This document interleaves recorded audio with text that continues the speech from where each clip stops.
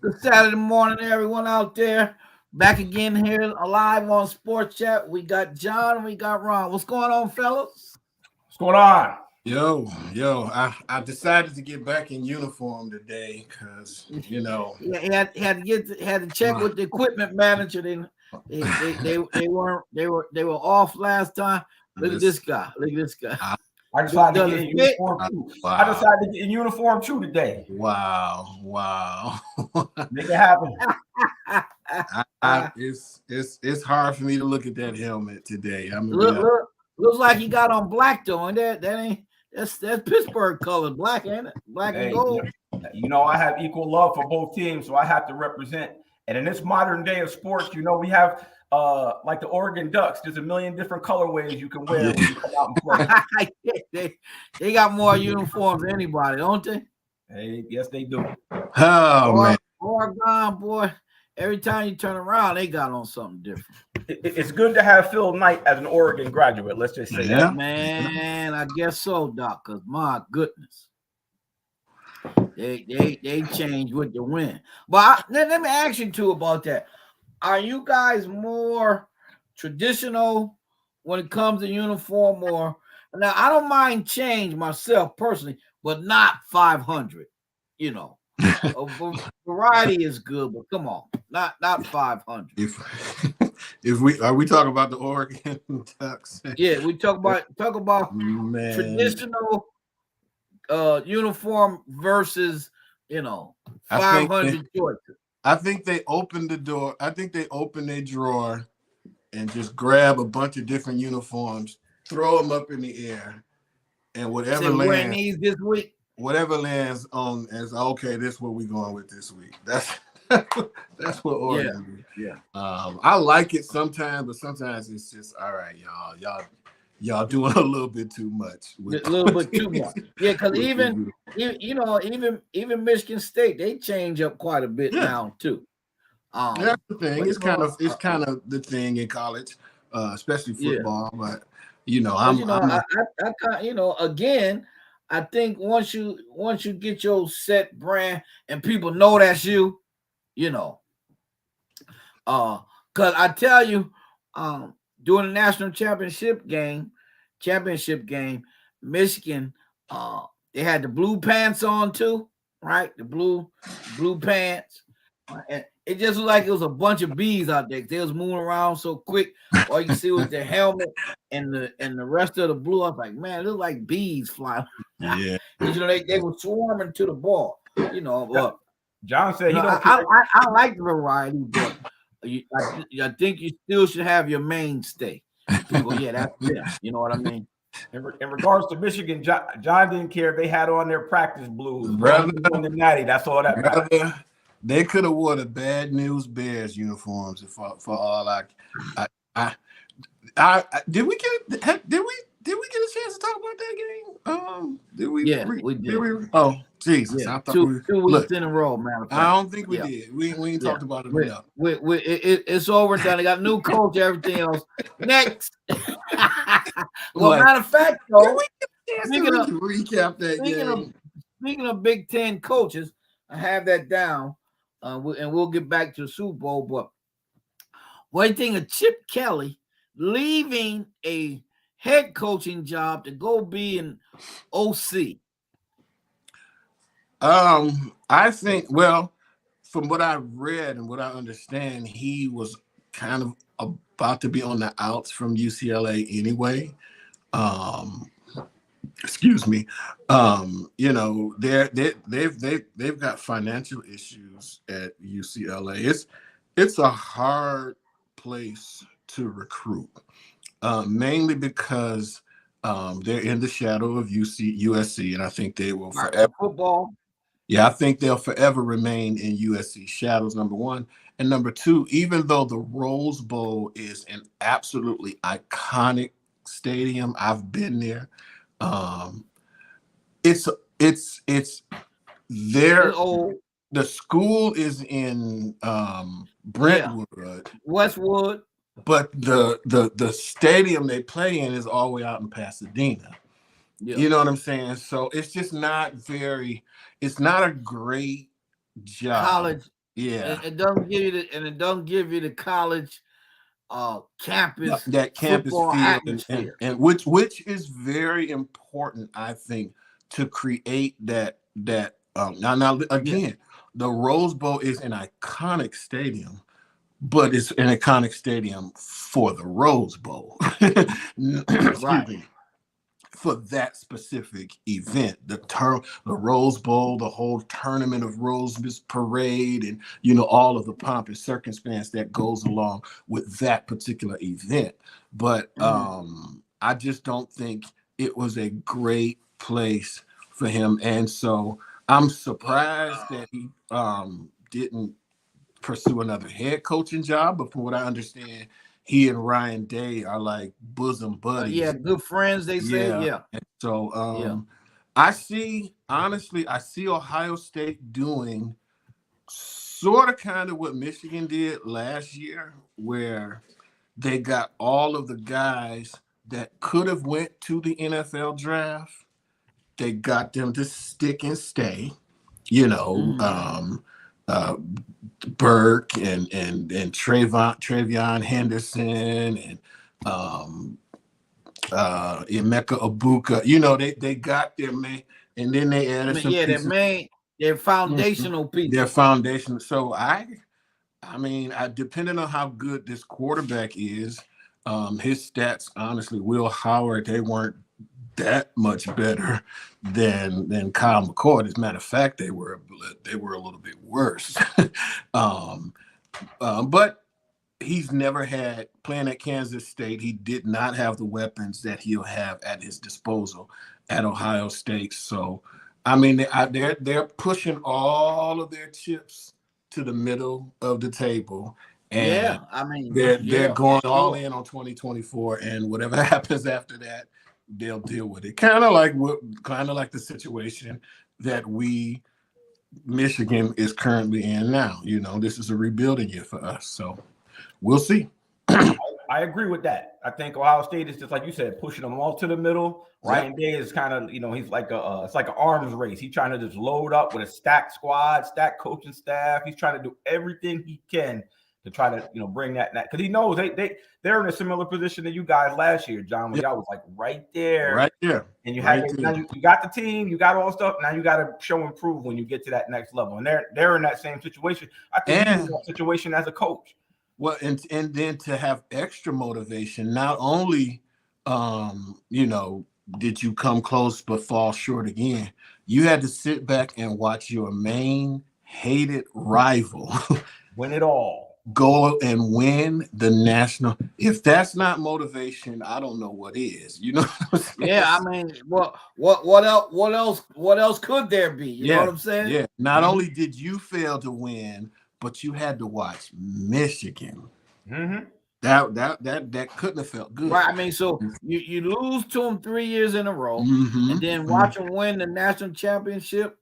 But then I guess Ryan Day, I guess he's comfortable in his skin, because I mean, you got Chip Kelly and other, top-notch coaches behind you. I mean, you think he'd be looking over his shoulder a little bit if he don't come up, if he don't win this year against Michigan, he gone. I think Michigan and Ohio, Ohio State, where they are now in the hierarchy of college football. Their fan bases are rabid, and just with, I've been watching Super Bowl coverage, right? And I just see how big just football is right now, right?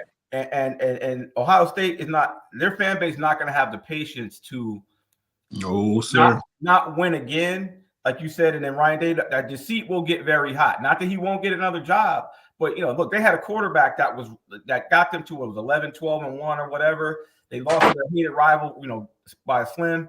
And then the guys, banished to Syracuse, right?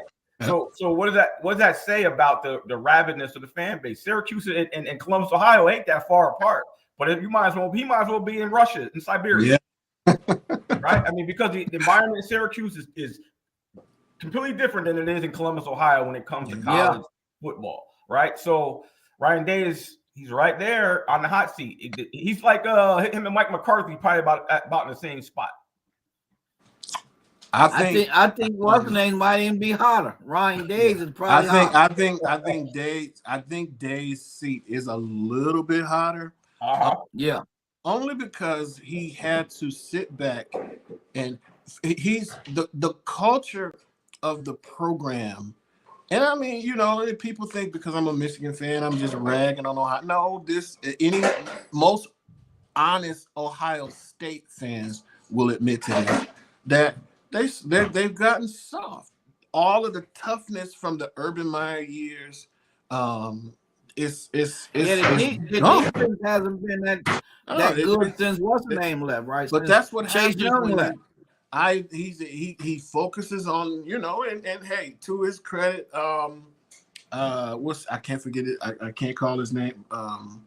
But they get these great wide receivers. I mean, I'm looking at Jeremiah Smith, the guy that they just got, just wonderful, just a marvel on, you know, put up points. Woo, sugar. Hey, nice, sweet offense. But as soon as somebody that comes along like a Michigan and you get all of that planning, I think Mike Tyson said something like that. All of that game planning and stuff. You get hit in the mouth. As soon as you get hit in the chin, take one on the chin, all of that go out the window. And you know, Michigan doesn't play the prettiest style of football. You know, it's a run centric, but man, does it work. It works when you can control really that old school smash mouth. Yeah, when you can control that clock, that when you can eat away possession after you limit, especially a high-powered offense, when you can limit the number of time those guys get on the field and those possessions, that's what winning does. I mean, these guys they'll come out and have a drive in the first quarter, a touchdown drive, and it's 8 minutes done went off the clock. You know what I'm saying? It's not a quick strike offense, but man, it's effective. And so I think if they're going to be serious, and I think you can see with some of the offseason moves that they've made, they wouldn't got that kid from Ole Miss, that running back who's the number one running back in the portal. You know, I watched their game against Missouri. They got to address their offensive line issues, because I don't care how good your receivers are. I don't care how good your running game is. If you can't either protect the quarterback on the pass or open up lanes for them to get through, I mean, I don't care who's back there. So they've like I say, they pushed it to the middle of the table. They're following what it appears to be the same strategy that we did, where it's like, hey, because I was shocked as anyone when Blake Corum decided he was coming back to. I was stunned. I knew he was going on to the NFL, but no, he said we had unfinished business, and they came back and finished unfinished business. We'll see if Ohio State can. I hope they don't. I can't stand them. I can't stand them, but you know, it's a formula that has worked, and so they're going to try it. It's like iPhone and Android. iPhone, and sometimes Android does, even though iPhone was the one that started everything, sometimes Android will throw in a few wrinkles that even the iPhone didn't consider. You know what I'm saying? So we'll see. Mm-hmm. College football. All right, so fantastic. I love it. I was depressed after that national championship game. I was excited and depressed at the same time, because it's like, doing a high till we August, John. High. That seems like fun. We gotta go through spring. So listen, all of that aside, tomorrow. That's all I'm saying. I'm gonna be honest with you. It's gonna be hard for me to watch that game tomorrow. It's only because it would be different, man. If I would rather lose a game by 40 than to lose the way that we lost to the San Francisco 49ers. It was the Lions. That was one of the most depressing, heartbreaking losses. And I give them kudos, because if you would have told me at the beginning of the season that we'd be in the NFC Championship game with a 17-point lead Smacking them. at halftime, Smacking them. but it's just something how expectations change when you know what I'm saying, and it's just like there's no reason why we shouldn't be playing this game tomorrow. No reason. You know what happened is you ride along with that wave. You know, I've never been a big fan. I've never been a big fan of big leads early because you know guys go into the locker room and you know it's almost like overlooking a team where you kind of go into you beating them up real good. You go into the locker room and then for some reason that same intensity that you came out with early, it's hard to maintain it because you feel like, yo, we got these dudes, man. And then the momentum just shifted and one bad thing after another, and it was just like fumble, you know, like it was just crazy, right? And a big league too is different on the road too, right? Yeah. You know, like especially a first half big league on the road, and then that team comes out and do something and get the fans going, right? Then another, you know, Detroit had that fumble, and then boom, here you go, right? Well, they'll learn from it though. Once the dam breaks, is not much you can do. Boy, did it break! When I tell you, I just felt so helpless watching that momentum, and then when the crowd got back into the game, I said, "It's a wrap." It's. I mean, and then we didn't help, and it'll be interesting tomorrow, because I'm not really afraid of you know, if I was a Niner fan, I wouldn't be too afraid of Kansas City offense. Their defense is playing well, so it's going to be interesting. Well, I think not only did we lose the NFC Championship that game, I think we lost the Super Bowl. I would have picked. I think either one of these teams. I think San Francisco is going to throttle them tomorrow. I think we would. I don't know if we would have had as good of a chance to beat them as that I think San Francisco. The second time. I do think San Francisco is a better team than the Lions. Let's just get. But sometimes you more talented players for sure. Yeah, I think in the first half we played really loose, and all the pressure was on. You played like you're supposed to play. Yeah, you have nothing to lose but the game. But then when you find yourself up 3 possessions, they were smacking them. You start thinking, "Oh my God, we could win this game." You know what I'm saying? Yeah, we could do this. Yeah. And that's what I started. I was sitting. Now I do think he made. Now, as much as Dan Campbell likes to gamble, and we can talk about some of his decisions. Yeah, he gambled too much. But I think the time for him to gamble was right before halftime. 4th and goal on the 2-yard line, and he elected to kick the field goal instead of go now, because if you go into halftime, because that 3 points was the margin of the game. You go up into halftime up 3 touchdowns. You know what I'm saying? And so I just think with that, and then you got Hosmer said 49ers by 20. Yeah, I can see that. That's a lot. Now, I think if the Niners come out and play, I mean, because if anything, still got Mahomes out there. He ain't no punk. Well, that's the thing. I'm afraid to bet against Patrick Mahomes. I'm just, you know, even as I say this, I do think San Francisco's a better team, but that guy just scares me to death, man.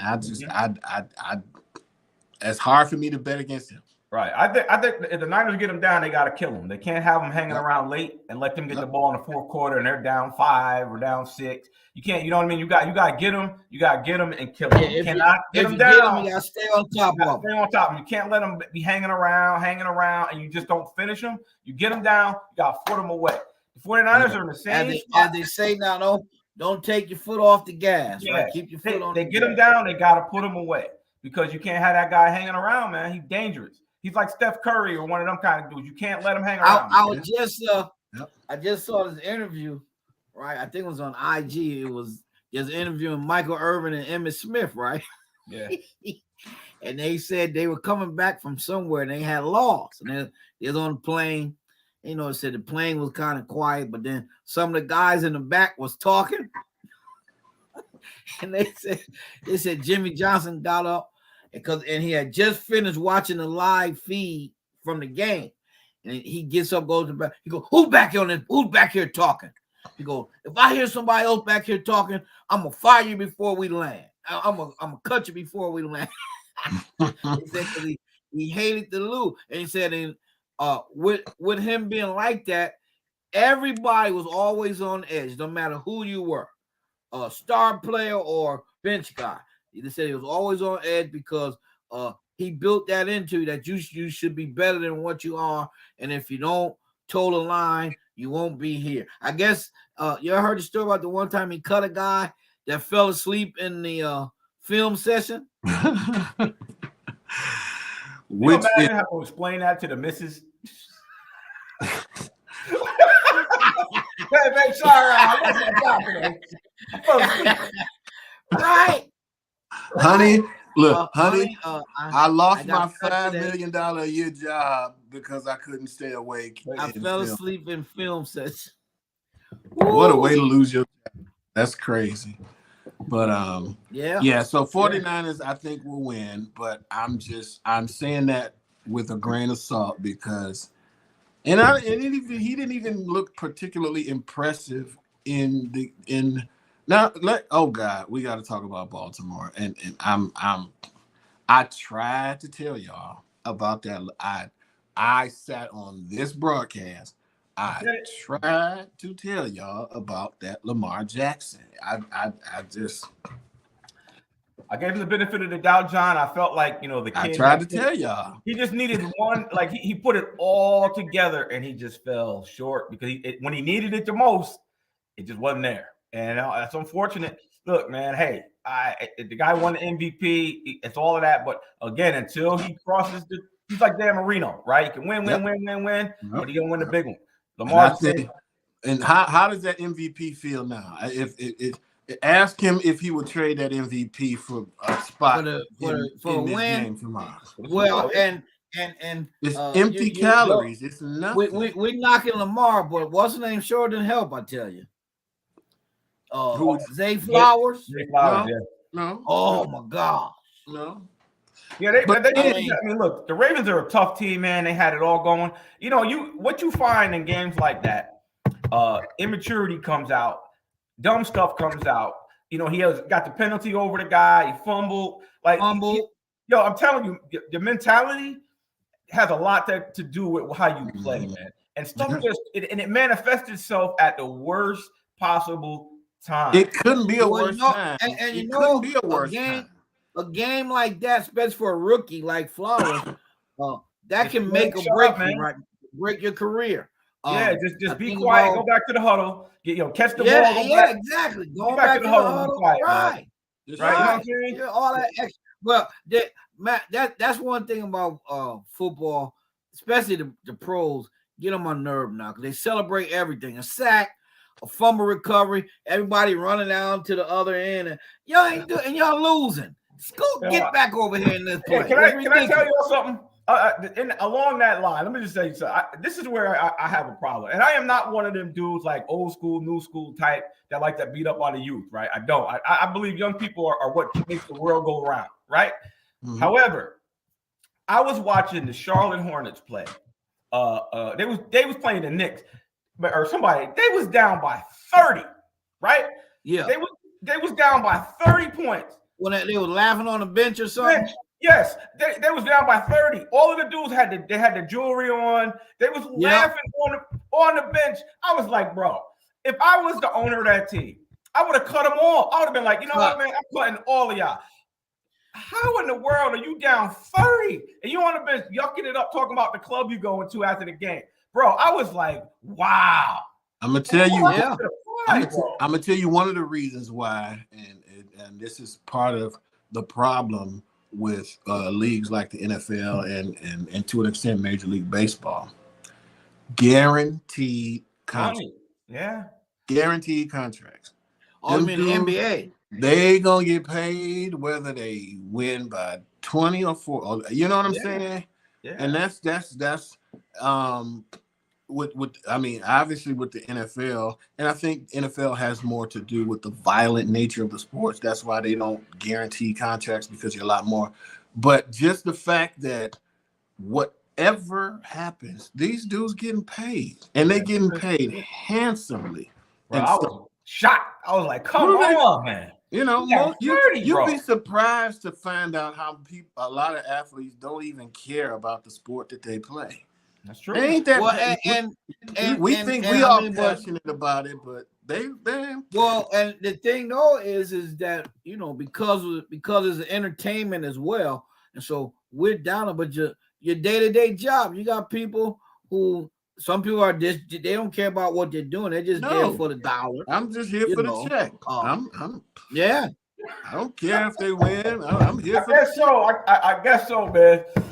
But if I'm a fan and I paid my money to go see you play, bro, give me a little. Right. Oh yeah. How do you explain something like that? How do you explain that laughter? If you know what I'm saying, it's like yeah. What? And what's so funny? What y'all laughing about? Right, we getting cooked right now. Y'all laughing on the face.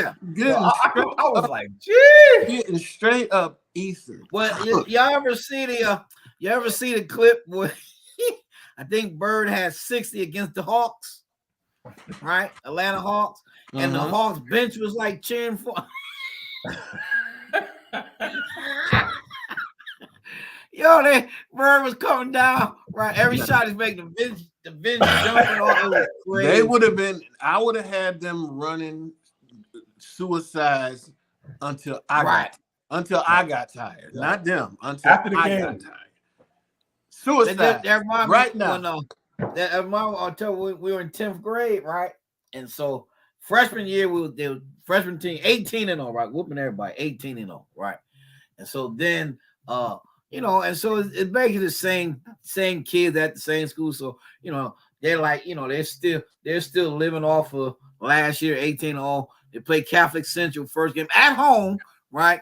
Up 12 in the first half. So they come out second half, you know, all lackadaisical. Catholic Central comes back, wins by 1. So Coach Pierce comes in, Mr. Pierce comes in, Ron, he goes, I got 2 things to say. Welcome to JV basketball, and I'll see you tomorrow, 9:00. Seriously. On a Saturday morning, right? Yeah. Yo, that's crazy. You know what Pierce said? Quick funny story about Mr. Pierce. You know, Pierce ended up coaching at Sage, right? The college I went to play basketball, John. And he's been, you know, he coached with my coach, one of my coaches, Coach Long. And he became their assistant. This is a funny story. I think it was 2 years ago. We had our alumni game, right?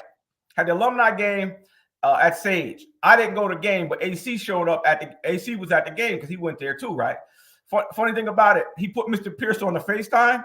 He said, Ron, why you in your lazy boy? Because I was sitting up. Who said that, Pierce? Yeah. He said, what are you doing on the lazy boy? Because AC put me on the FaceTime. I wasn't at the game, bro. Funny, it's a true story. He was like, yo, what you doing in your lazy boy? I was like, yo, I'm 52 years old, man. I ain't supposed to be out there running. Get up off that lazy boy. John, you talking about running dead men and stuff, man. Pierce. True story, man. True story. That's all you did in practice. And then at the end, you run your plays. And then you had to make every player couldn't leave practice until they made 10 foul shots in a row. Yeah. Well, different day, man. Different day. Laughing on the bench. Man. I'm feeling real. I'm feeling good. Sports is amazing, man. What amazes me right now is all the just the pageantry around it. I mean, there's a lot of money. You know, it's like a changing environment. It's changing so fast. You know, college sports and all the exposure. You know, I was watching Deion and his sons at the Super Bowl, and just like even the kids that he just recruited that are there with him, they're like they're just getting all the shine and all the. Yeah. It's just like, man, it's so crazy how become media has bona changed. fide celebrities, you know. Yeah. And I mean, Now, it's cool, you know. Do you think just those bring the too work much ethic. too soon? It can be, but if you hang around with Dion, that's what you're gonna get, man, because he is who he is. Well, I just think a lot of it has to do, and then definitely if you're hanging around Dion, that guy sucks in. It's like he's like a black hole of media attention. Right. But I think a lot of these guys are just coddled early in life. You know, I first heard about Chris Webber when he was 12. You know what I'm saying? Just and you live in a bubble, and it creates a tremendous amount of entitlement where, I mean, you live in a world where literally hardly anybody tells you no. Right. You know, I sent you guys a video last night, and when you get a chance, watch it. All right. And this is where all that starts. Yes, this is where all that starts, John. If you look at that, when you watch that video, you'll see a high school like Buford High School here in Metro Atlanta, where they spent $85 million to build a brand new high school for these guys. And if you see, you guys were talking about football equipment and what's available. And when in one of the shots in that video, the documentary, they pan across the equipment room at Buford. And you would think you're looking at the Oregon Ducks locker room, helmets everywhere, different uniforms. And they're about to build a brand new stadium and spend over $100 million on their football stadium for the high school. And so that they get that through the taxes from the school district. Yeah, what they have in place is they have this SPLOST tax, right? Special purpose tax. 1%, 1 cent for every sales tax. All of that money gets divvied up and gets sent to the schools. And Buford's is what they call a city school, right? So they get their own percentage of what else goes divvied out to the county. And they have their own little district. Can't nobody tell them what to do with that allocation. So they built their new high school. They're building a new football stadium. And they're the only school in that district or in that county or whatever. In the city of Buford, they're a lot like Marietta, where they got their own city school district. Gotcha. They get their own money. And look at the guys look at the guys coming out of there. They had Dylan Raiola, who was the #1 quarterback rated in the country, was going to go to Georgia. His parents moved to Buford to play his senior year, and then he flipped to go to Nebraska. KJ Bolden, the top defensive back in the country, right? He's there. When you guys watch the documentary, you'll see 4-star, 5-star, 4-star, and 3-star. I mean, it's crazy, but that's all that starts. And you look at the facilities, you'd be like, what in the world is going on? So the kids, where is the kid that was from California, came to Georgia, and it was questioning about the change? Where is he now? He went to Miami. He was a quarterback. He went to Miami, transferred, right? And I believe he went to Missouri. He was at Missouri this year. And he was on the bench. He may stay there, or he may end up transferring again. I forget his name. He's a Hispanic kid. He was the #1 quarterback in the country. Came into Georgia 2 years ago. Went to Grayson High School out in Gwinnett County. Won the state championship, and then he went to Miami. Went to Miami, sat behind that guy a year, and then he transferred to Missouri. So he was on Missouri's bench. Yeah, gotcha. It's a new landscape where parents are moving across the country to come and play. But when you guys see those facilities I'm talking about, man, my son went to Marietta High School, bro. When I moved to Georgia, I went to Marietta High, and I went to go. Me and my wife went to the school that night, right? John went to visit the school, and it was a baseball game that night. And they have the over awnings and the overhang. They got their high school baseball facility looks like a farm team for MLB. Yes. High school. New turf, John. New turf. They have their own. Like their auditorium for school. Then they have a theater. Yep. For like the what's the name, arts, and theater arts and stuff. And it's named. I'm like, this is crazy. Ron took that, just opened up their new little stadium they built up, and this is just Marietta, not the Buford, but man, I mean, it was incredible. Absolutely. I went there that night, and I was like, bro, my son was only like 12 at the time. Ronnie was like 12, and he played baseball. Talia played softball. He was going in the middle. He was in 7th grade, So I went to to visit the high school that night as we were looking at schools, and they had a baseball game that night. And the lights was on, and I walked down the ramp and everything, and I was like, my goodness. I said, I want my kids. I told Trish, I said, I want them to go here. I want them to play here. And they ended up playing and going to college and all of that stuff. But it starts where people are putting the money. In some parts of the country, man, in Georgia, in Alabama, Louisiana, out in Texas, what we do in Georgia is nothing compared to what they do in Texas. I mean, they're building 60, 70, $80 million high school stadiums. And that goes back to your point, John. These dudes are getting the biggest and the best stuff to get them going. I mean, I barely had a weight room. Man, you don't want to see what our locker room looked like in Osborne High School when I was yeah. You don't want to see what our showers barely worked. You know what right. I mean? So right. But it's just the constant the lines between professional and amateur are slowly being blurred. Absolutely. It is the professionalization of amateur athletics. And you might start seeing NIL deals for high school kids. You know what I'm saying? Yeah, but I'm sure. That's where the and then you saw, speaking of that, guys, did you see the Dartmouth decision at Dartmouth that happened? No. Where they ruled that the athletes are employees of the school, therefore they can form a union. Yeah, you're talking about opening up a new can of worms. Why am I not surprised? I mean, that's where it's headed. I mean, and the more money you pour into these institutions, and I mean, I remember when LeBron was in high school, and typically you play when we were growing up playing high school sports, we played teams within our state, you didn't have high school teams flying to tournaments. Yeah. I'm like, when did this start happening? Mm-hmm. Yeah. Well, but that's when and so money, it would be foolish to think that the people that are pumping all of these money into sports are not looking for desired outcomes. You know what I'm saying? It's like, yeah, that's just true too. Somebody's got to be getting a kickback. Somebody got to get a kickback. I mean, I can see, and I can see ESPN or an ABC executive going to Adam Silver and saying, "Listen, we just paid $7 billion or however many billions of dollars for the right to broadcast these games.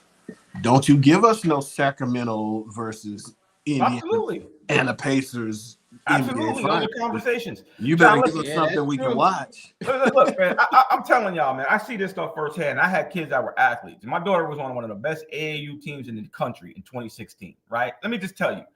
We went to the AAU National Championship at ABC or ESPN. Washington, D.C.? No, ESPN Wide World of Sports Complex in Orlando, Florida at Disney, okay? We went to that. Yeah. That's where it was played. The opening ceremony had 20,000 people in the stands watching the opening ceremony, right? My daughter Talia was 14, 15 at the time. They had this giant screen, AAU announcing every team. All the kids came out. I was sitting there going, how in the world did my daughter end up playing here? And we ended up 6-2 and still came in 10th in the country.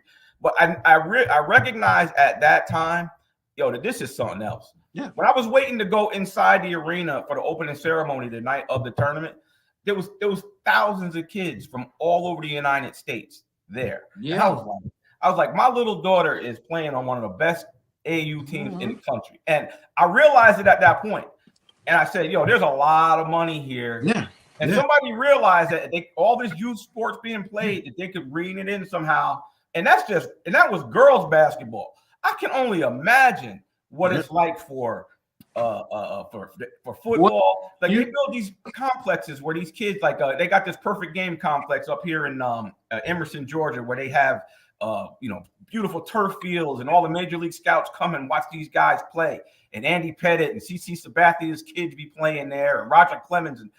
And I'd be like, somebody figured out that there was a way to get this money and get all these guys in one place, and they figured it out. And that's where sports is. And it goes back to your point, John, about them broadcast networks. They're like, yo, you got to get the best players. Don't be giving us no Sacramento somebody versus the Detroit Pistons on no broadcast on no Saturday. Absolutely not. Like, so it's on a whole nother level. And this in football, it's the same way. I mean, this is a capitalistic country, bro, and they trying to capitalize. And I have one other point to make. To your point, I was watching one of those videos where Deion's son, when Shedeur is at the Super Bowl, and they run into Arthur Blank, who's the owner of the Falcons, right? And Arthur Blank is talking to Shiloh and Shedeur Sanders, and he's like, "I wish y'all was coming out this year."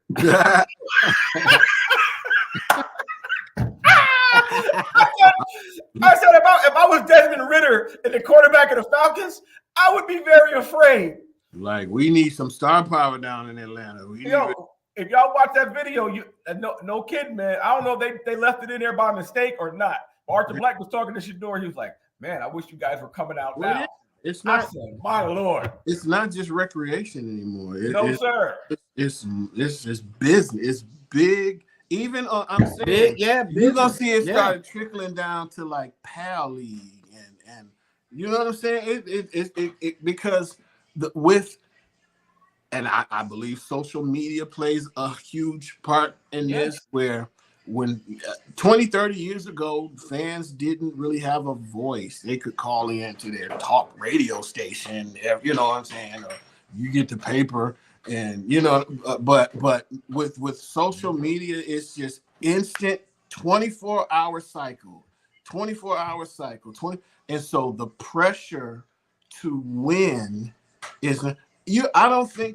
I think one of the reasons why we create these hot seats for coaches is because they are no longer insulated from the opinions of the fans. That's true. Well, and now, and like I said, with media and social media, when you got three middle-aged guys on every Saturday talking sports, and we're not even noticed like so many other people doing the same thing we're doing.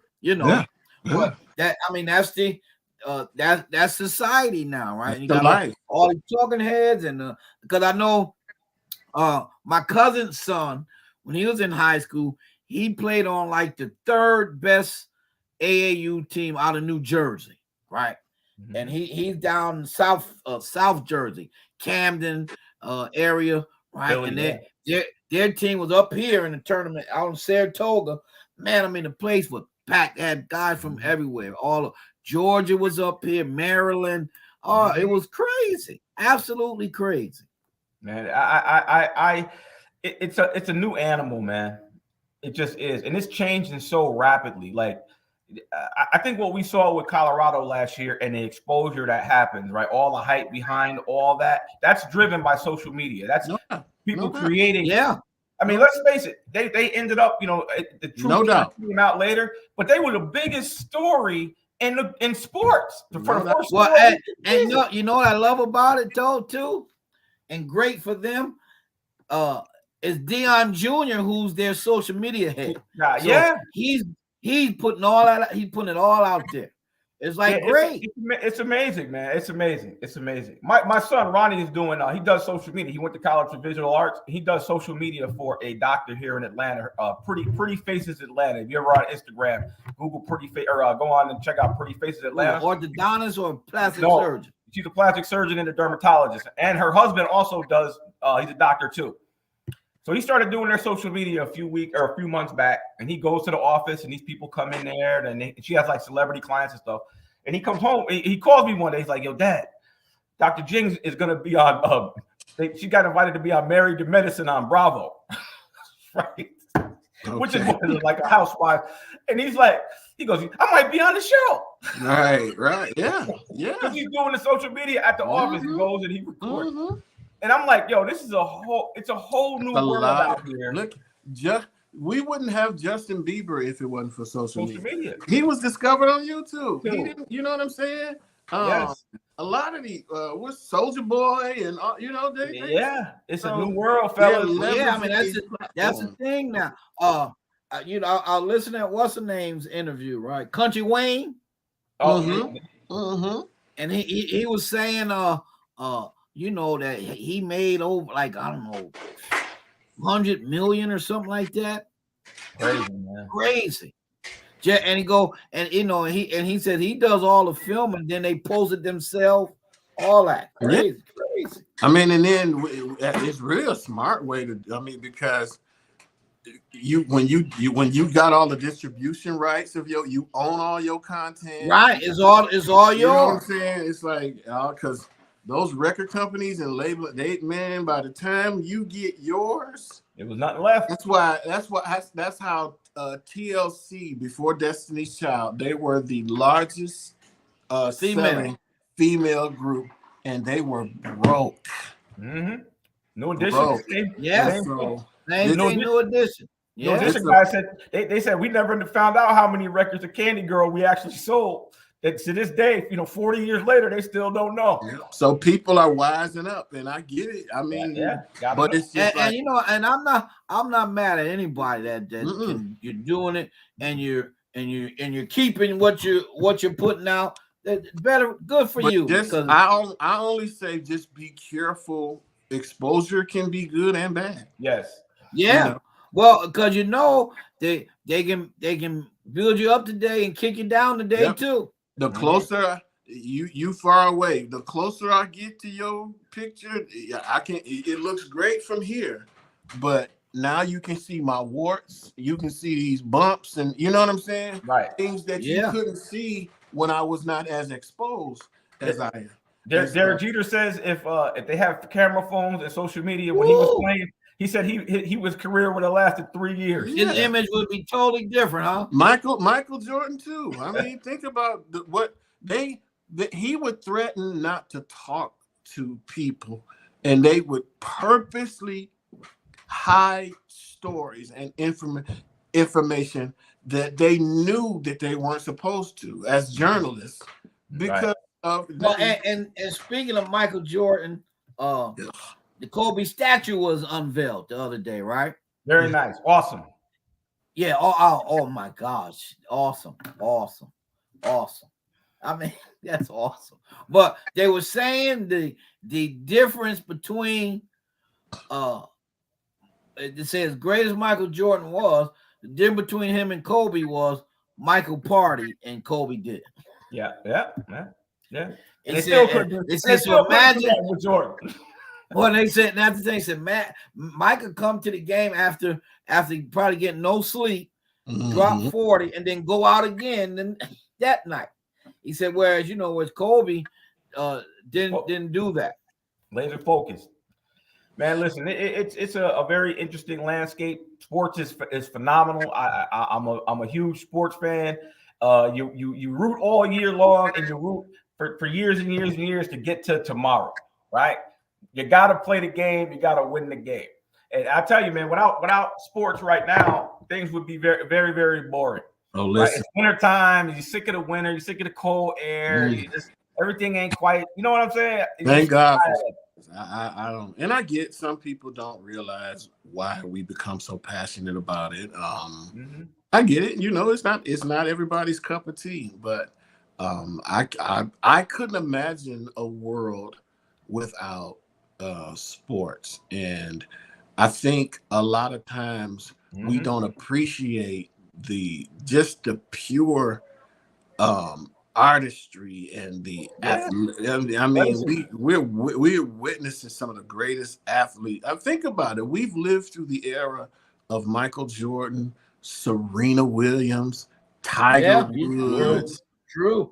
You know what I'm saying? Just some absolutely iconic athletes. And hopefully as the generations continue, that there's not this is why I'm so passionate about when y'all remember when I had my conniption fit about the whole preserving of the college rivalries And you know, because it's just like as each generation goes by, the allegiance gets weaker and weaker to the point where it might. I said three possible games of Michigan and Ohio State in 1 year. Yeah, that's crazy. That's watering it down. That's horrible to me, man. When you lost that game, you had to sit on that loss for 365 days until that game came out. Yeah, I was listening to I was listening to Unsportsmanlike on ESPN the other morning, and they were talking about rivalries, and then they were saying about oh my gosh, I don't forgot what they were saying about the Dallas is not American team anymore. But you gotta remember, Dallas didn't come up with that of themselves. That was NFL Films. Right. They used to just say that God was watching them because they had that hole in their roof. Right. But that was NFL Films that came up with that America team. You remember NFL Films and NFL this week after Sunday on Wednesday. Y'all they remember show them all the shows, games man? and the music Y'all and the guy with the oh voice. Oh my God, it was great. It's amazing. I mean, listen. And the thing was, we watched the game, we saw the games, right? But we had to see NFL Films, right? Man. Or inside even, NFL. That was one of the biggest parts of Monday Night Football. That was Howard like Cosell, right? When he did the highlights. Like solid gold, man. It was just like before everything became so readily available. It's just like stuff can go viral. Y'all, it's like I'm gonna tell you what it was like. I remember when I was moving out right after I got married, getting my stuff out of my parents' house. And Herman and Ron, I came across some old preacher tapes that it just felt like, oh my God, this stuff. It felt like I broke into Fort Knox and go. But now it's like you can YouTube and every message and everything and everything is so it's right there. Now. It's right there while it's happening, right? Yeah, while it's happening, and then so it's I true. can't, and I don't, I'm not opposed to progress. There was a time when the horse and buggy got replaced by the car, and the cassette tape got replaced by the CD. The train got replaced by the plane. Yeah, Uncle Carl loved to have his real recordings. Exactly. Yeah, I'm not opposed to progress. Because my father and his brothers, right? So they all was in the they were audio all, they were techie. They were techie, kids, right? And so Uncle Carl had all the technology, right? So he would get the reel-to-reels, make them the 8-tracks, and then mail them to my father and my Uncle William, right? And then my father was one of the first people in his Lincoln that when they went to cassette, small cassette, he had the 8-track holder. The adapter. The adapter. Yeah. You put the 8-track adapter. I never thought about it. They was techies in their day, man. They was techies in their day. Then my dad was one of the first people that had the cell phone in his car, but it was hooked to the it was hooked to the motor and stuff of the car. You couldn't take it out. It was just solely for the car. Bag phones, and then you had the Zach Morris. Our brother Dwayne was one of the first people that had one of those portable.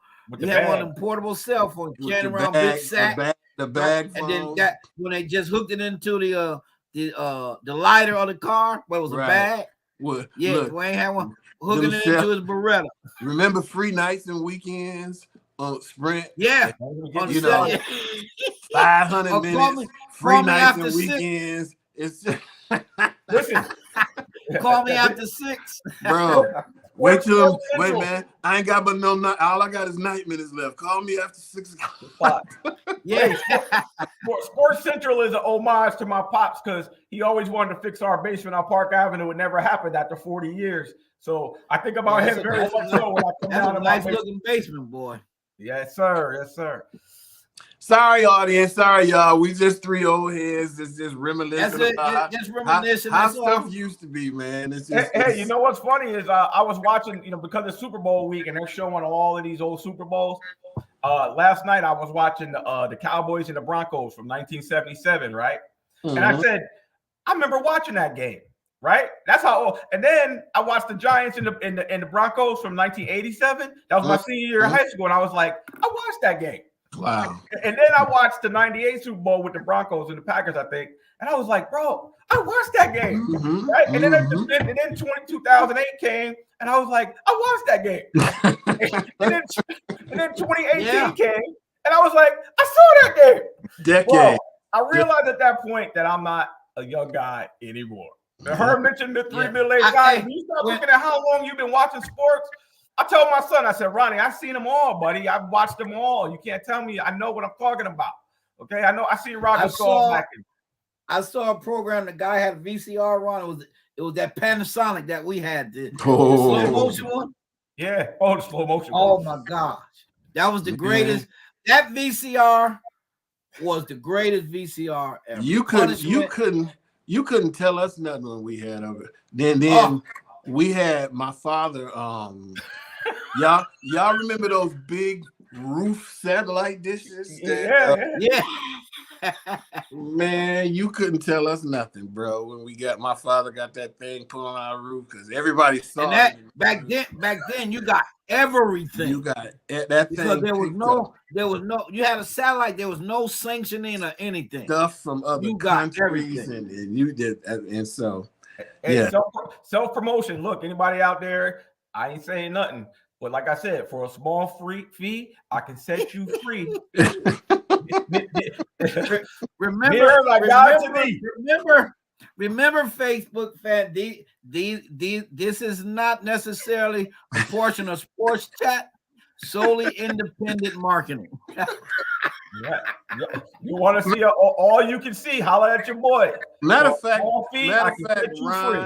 Ryan. Matter of fact, after this call, I'm gonna get it because I might need you to walk me through that again because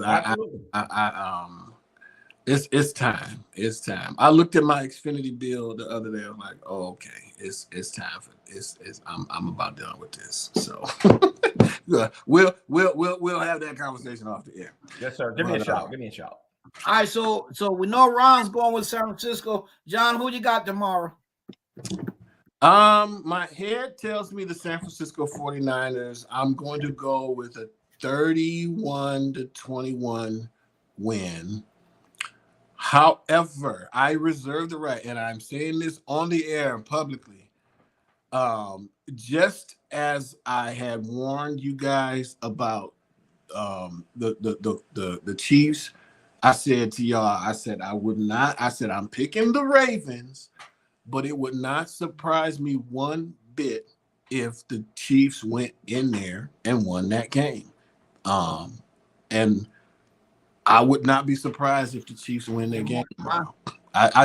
Patrick Mahomes is just on one of those. He's just one of those guys that you just can't bet against. And until somebody, and I know he lost to the GOAT, Tom Brady, a few years ago. And I think the 49ers are the better team. Make no mistake about it. Right. And they should win this game. But man, that guy scared. That number 15 scares me, bro. It just does. Can't have him hanging around at the end of the game. Can't have him hanging around. You cannot. And that's the mistake that we made against you all last 2 weeks ago. When you get a team down like that, and like you gotta stomp them out, especially on the road, because that crowd come back to life, and it was deer in the headlights. You saw it. It was like, oh my God, what do we do now? And then, between that fumble and those two god-awful drops by Josh Reynolds, I just wanted to kick my TV. Don't do that. It was, and that's how the game got away from us.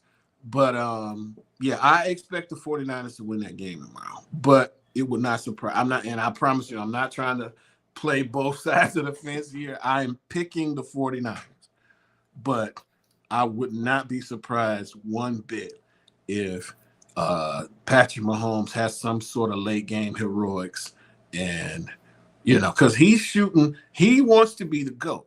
And if he wins tomorrow, he's on the same pace that Tom Brady was on at this point in his career. At his point in his career. And so that guy just scares me to death, man. He does.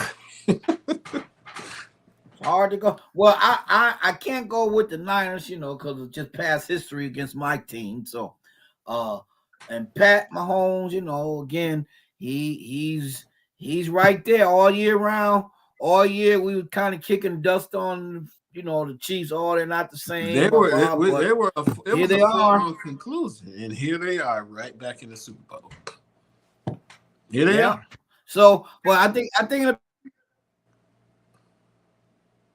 We lost her. I like what's the name, I like for whatever reason, I kind of like Kyle Shanahan as a coach, a good, nice young kid, knows a lot about football, but he's a 49ers coach. So I understand. But, good luck to both teams.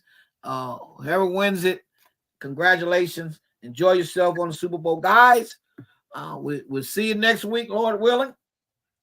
We'll do our Super Bowl recap next week.